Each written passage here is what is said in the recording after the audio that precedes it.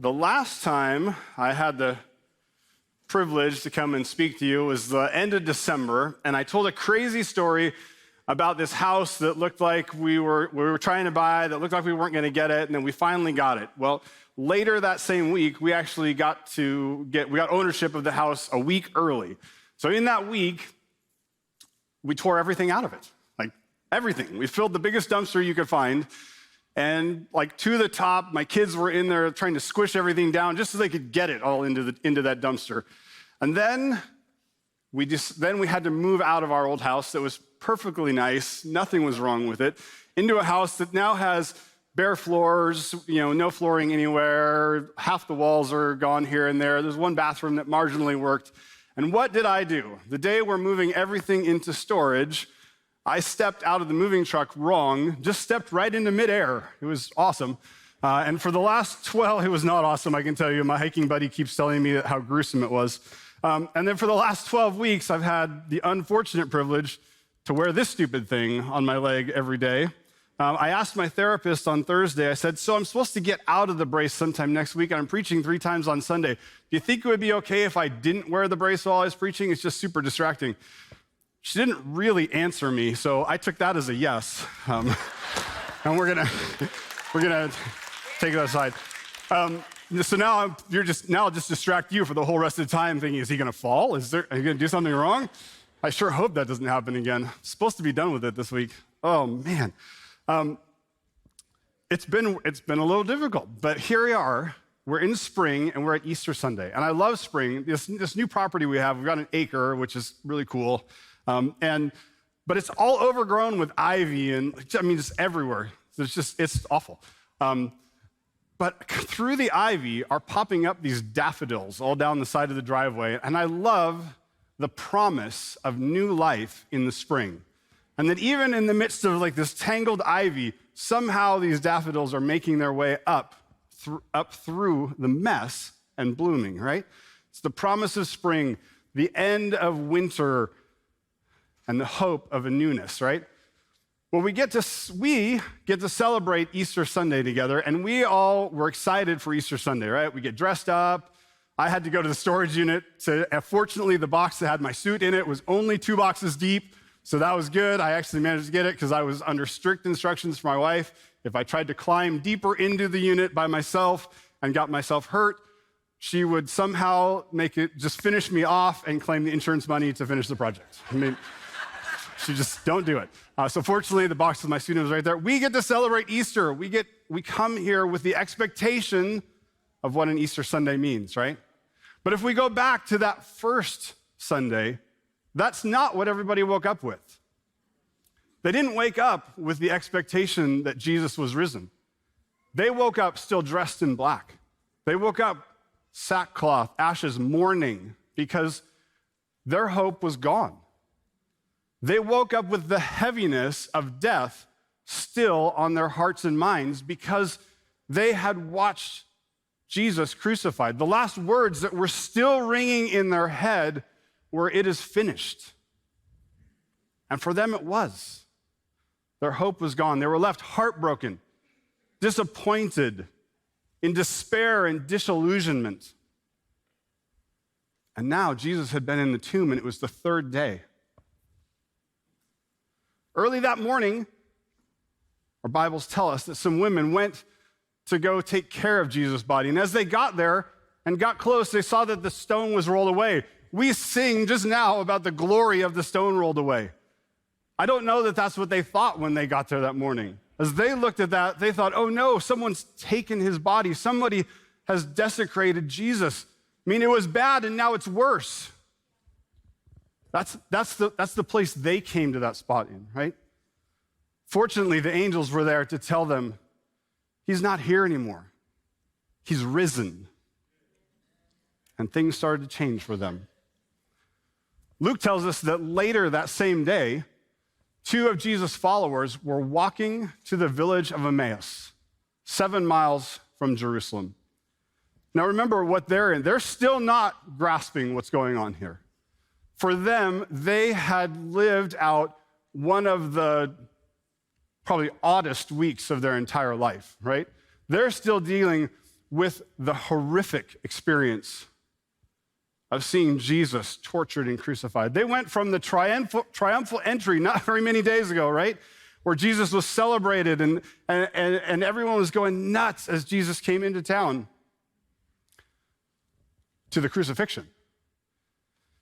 In just a matter of a few days, Jesus had gone from celebrated to despised, to beaten, to hung on a cross. And can you imagine the emotion of that week? From the highest of highs to the lowest of lows. And these disciples witnessed it all. And on this 7-mile trip to Emmaus, they were trying to talk about it. When alongside them comes up a man to walk along with them.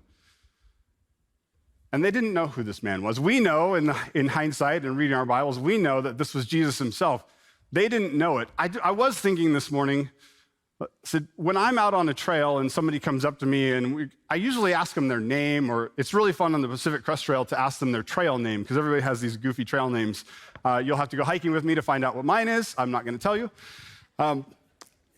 I love to ask them their names. I'm wondering, did these guys not ask Jesus his name when he came to walk in? Were they so preoccupied with their situation that they didn't even bother to ask him his name? It's an interesting one. It doesn't have anything to do with anything. It's just something I was curious about this morning. Jesus was right in front of him, but they didn't see him, which seems pretty amazing to us. And I wonder, could they have been so caught up in their despair and their disappointment that they were completely blind to what was right in front of them? They certainly weren't the only ones. If you look in your Bibles in the book of John, Mary Magdalene, the one that Jesus delivered from 7 demons, when she saw him in the garden, same thing. She did not recognize him at first. And it took a little bit before she came to that realization. You remember just a little while later in the book of John, you got Peter and the disciples, and they've gone back to fishing. And Jesus appears on the shoreline, and it took a while for them to recognize him. I wonder if Mary was so caught up in her grief that she couldn't even see Jesus right in front of her. I wonder if Peter and his buddies got so caught up in work and a return to whatever life they had before that they completely missed Jesus right in front of them. How easy that would be to do. They didn't even see him. Now, you can imagine that those 2 guys walking along to Emmaus, even though this other man had come up to them, they really kind of just wanted to get back to wallowing in their grief and telling their stories and recounting the things that had happened and lamenting the situation that they were in. When he turned and he asked them, "What are you discussing so intently as you walk along?" And they stopped short, sadness written across their faces. And they looked at him. And you can imagine in that moment, that sadness that's washed over them, all of their hopes had come crashing down around them. They thought they would be following a king by this point, that Jesus would have set up his kingdom, that life would be completely different for them, that their hopes and dreams would now have all come true, and their life in front of them would be set. Then one of them, Cleopas, he replied, he looked at him, he says, "You must be the only person in all of Jerusalem who hasn't heard about all the things that have happened the last few days. What rock have you been hiding under? Has your head been buried in the sand? Come on. Where have you been? This is the biggest thing. How could you not heard about this? I know we're a few miles away, but come on. Everybody knows what happened." And Jesus looks at him, he says, "What things?" Now, how many of you have ever done this with your kids or somebody that you're mentoring? You know what things, but you want to know what they know. You want to hear their observation. You want to know what they've seen. What have you experienced?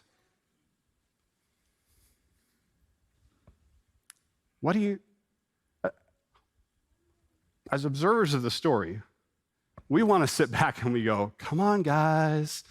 Hello, it's him. It's Jesus, the one you've been talking about. He's right there in front of you. They didn't see it. We have the benefit of hindsight, right? They still didn't see him. What things? What things do you think that they could have said in that moment? I mean, they'd been with Jesus for some time now. Everything that's running through their minds, I could hear them start to talk to each other. What things? This is Jesus, the prophet, who did all kinds of things in front of us. He did powerful miracles. I remember seeing them. Do you remember that day when he walked on water? That was pretty cool. What about when he just spoke and the storm stopped? Or the day that he spit on the ground and made some mud and put it on that guy's eyes and now his blindness was gone, he could see? Or that guy that he just said, get up and walk, and he got up and walked. Remember that day? Oh. Hey, I know you've been hiding under a rock, but did you hear about the day that Jesus raised Lazarus from the dead? Like, this guy was dead for days, and he just told him to come out of the tomb, and he did. This was the most powerful, mightiest teacher that we have ever seen. And then there was that day that he preached the Sermon on the Mount. Oh, my word, I'd never heard anything like that before. Changed everything. What a totally new way of looking at everything. Jesus was amazing. The people wanted to make him king. But the priests and the religious leaders, they wanted him out of the way because he was changing everything. In fact, they didn't just want him out of the way, they wanted him dead. So they forced him to the cross. And everything leads up to this next statement in Luke 24. We had hoped he was the Messiah who had come to rescue all Israel. We had hoped he was the Messiah, but this all happened 3 days ago. That's why they're saddened down. Their hope was misplaced. They didn't see clearly. They hadn't really realized and recognized what was going on. Have you ever been there? Have you ever been there yourself? Have you hoped that an answer to your prayer would be different? Your expectation of how Jesus should do it is different. You'd hoped it wouldn't be this hard. I mean, I got to tell you, when Jesus answered our prayers to get a new house, I certainly didn't see this, right? I didn't see having to live in a brace. I didn't see having to watch out for every step inside my own house so I don't trip over the air hose and the extension cord and the uneven floor and all those things. I didn't see any of that. It certainly wasn't my expectation. And do you think it's clouded my vision? Of course it has, because I've allowed it to. I haven't seen clearly. Maybe you've experienced a failed dream. Your hopes come crashing down. Maybe it's your marriage. Maybe you thought your marriage would be a fairy tale, and you walk around with this big smile on your face and an ache and sadness deep down in your heart. Things aren't exactly what you expected. Your hope is misplaced, and you've let the circumstances and your surroundings define you rather than seeing who Jesus really is. These guys had seen so much, but they missed out on all the power that was in Jesus. They couldn't see him. And again, as the outside observer, I mean, we're looking in going, hello, the Messiah, he's right in front of you. The hope that you're looking for is right there. The answer that you're looking for is right there in front of you. Your hope wasn't misplaced. You just didn't understand the times right. There's an answer right there that can turn your mourning into joy. And we want to say to them, the desire of your heart is right in front of you. Can you see him? Can't you recognize him? Your deepest need can be solved. But I gotta wonder, how many times have we missed it? Yeah.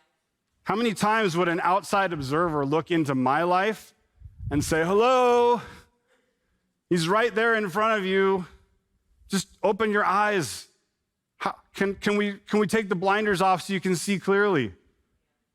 And I can scarce imagine how Jesus must feel in some of those moments saying, I'm right here, right here. Can you see me? Don't you see me? I'm right here with you. Then Jesus said to them, now there's different ways we can read, like tones of voice we can read things. Kind of like if you got a text from me, you'd probably always think I'm angry at you because my texts are so short and these things. It's how we read things different ways. We could read this as a hard rebuke. I don't really read it that way.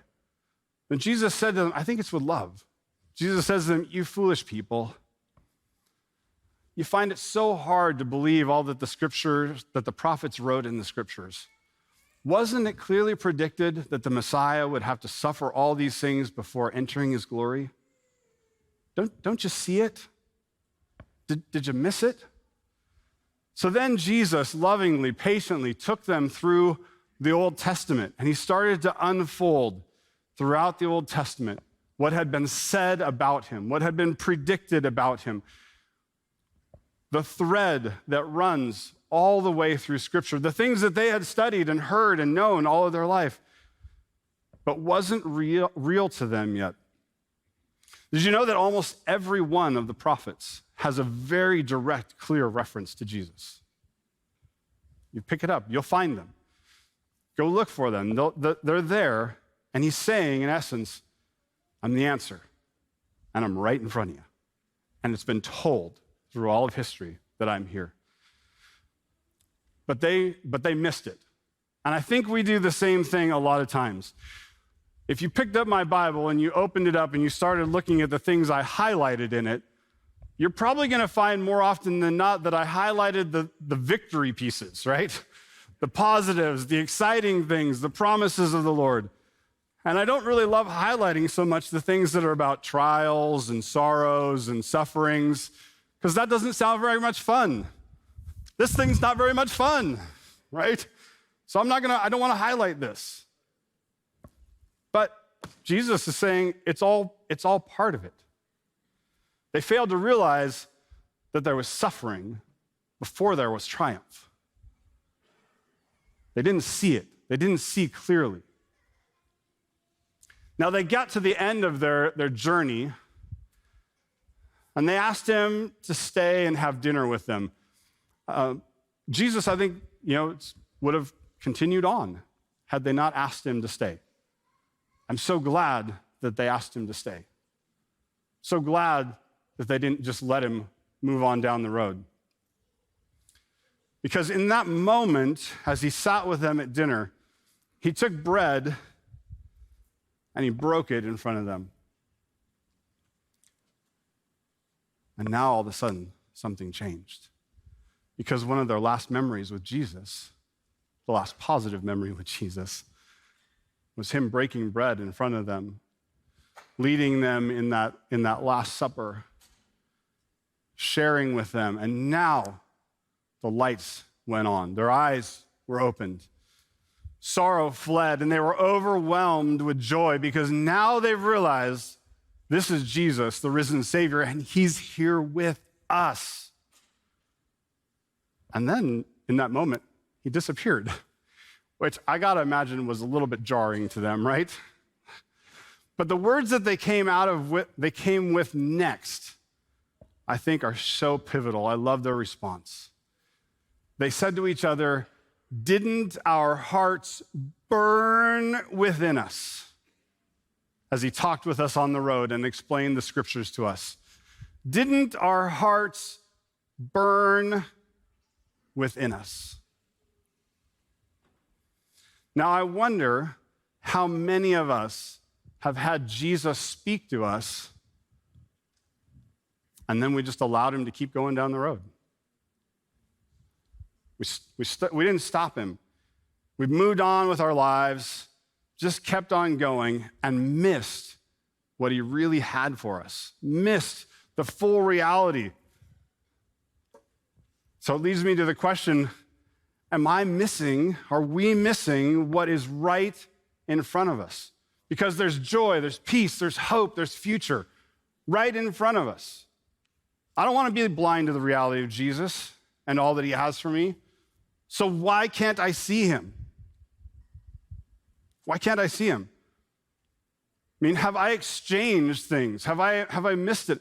Have I made my faith into a set of rules and obligations, or compartmentalized Jesus over here? Like, I'll deal with Jesus on Sundays, but the rest of the week, whatever, I'll kind of do my own thing. So have I put him in this box over here?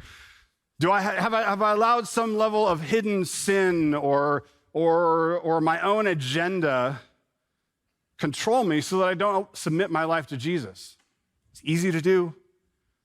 It's easy to let the circumstances, that silly brace, the circumstances, the fact that my house isn't moving along as fast as I want to, the circumstances and situations of our lives to distract us from who Jesus really is. Or often we let timing get in the way. Like, oh, I'll get serious about Jesus when I'm done with school, or once I'm married, or I want my kids to follow Jesus and know him. So we'll get serious about the Lord when our kids are a little bit older. Or then you get to, when the kids are out of the house, life will settle down a little bit, and then I'll have time to really be serious about Jesus. I mean, once I get everything together, then I'll step in and really see what's going on. Fortunately, Jesus is really patient with us. He keeps giving the invitation. He's still walking there on the road. He's going to be there for you. Would he rather you make the decision now? Absolutely. Don't miss out on it. Jesus is speaking. And like those two guys, our hearts should be burning within us. I mean, I'd love to know, as worship began this morning, was there something that burned within you, some level of drawing, something that called out to you in worship? As you think about two guys walking along the road with Jesus and not knowing, is there a little flare up in you somewhere? Is the Lord calling out to you right now? Is there something different deep down inside you? Just want to know, can you see him now? I'm going to encourage you, put yourself close to Jesus. Put yourself close to him. I mean, one easy way is to pick up the scripture. And if you haven't read it before, or if it's been a while, just open up to the book of John and start reading. I'll bet your heart will start burning within you as you see the love of the Father for his people. How can you not, as you see the things that Jesus does and the things he said, just like those two guys were saying to each other, what things? I mean, let me tell you all about Jesus. Just try reading the Bible and not having your heart burn within you. I dare you. Good luck. Make coming into church a priority and being part of the community of faith. And I'll tell you, if you let it, the fire will grow and grow and grow. If you continue to step in to what Jesus has for you. Ask him to reveal himself to you in all of his fullness. And just wait to see. Maybe you've been around a long time and you've not seen him the way you had before. Ask him to rekindle and reveal himself anew. And I'll bet you there'll be a burning deep down within you that's rekindled again. Because that's who he is. And I promise as you press into him, he will be faithful. He will reveal himself to you because he said it from the very beginning. And if you drop back into Deuteronomy chapter 4, he says it right there. He says, you will search again for the Lord your God. And if you search for him with all your heart and soul, you will find him. He made the promise from the very beginning. If you search with everything in you, you will find him. You will see him. And that's the way he meant it to be from the very beginning.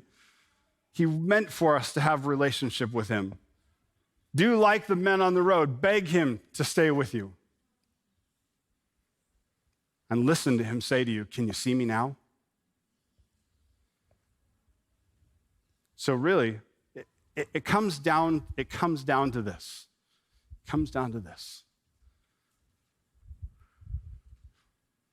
If you've never had a relationship with Jesus, if this is new to you, if the story of him is new to you, it might be time for you, for the first time, to beg him to stay and to reveal himself to you. Or maybe you've been around a long time, you've heard the story, you believed it, heard it, I know it's true, but never allowed it to change your life, to change who you are. This could be the time to allow Jesus to do that for you, to open your eyes fully so you can see him. Or like so many of us, have you allowed the circumstances and the situations of your life to cloud your vision and to obscure your view of him so that you can't see and fully embrace who Jesus is? It's time to allow those things to drop from you, to see through, to let the flowers grow through the tangle of the ivy, because Jesus is there in all of his fullness. And then, as you experience those things, I would invite you to share that story, because what's happening in you can start that burning within someone else. Because what Jesus does to me goes to someone else. Can you imagine now, after these guys had seen Jesus on the road, they actually didn't just stay there. It says they jumped up and they ran back to the city because of all that he had done for them. So as Jesus changes you, you got to tell somebody else too, because there's a burning and there's a fire that he wants to spread. Because there is hope in Jesus. There is future in Jesus. There is joy in Jesus that is beyond anything that we have experienced. And if you don't see it, I invite you, can you see him now? Because he wants you to see him in all of his fullness.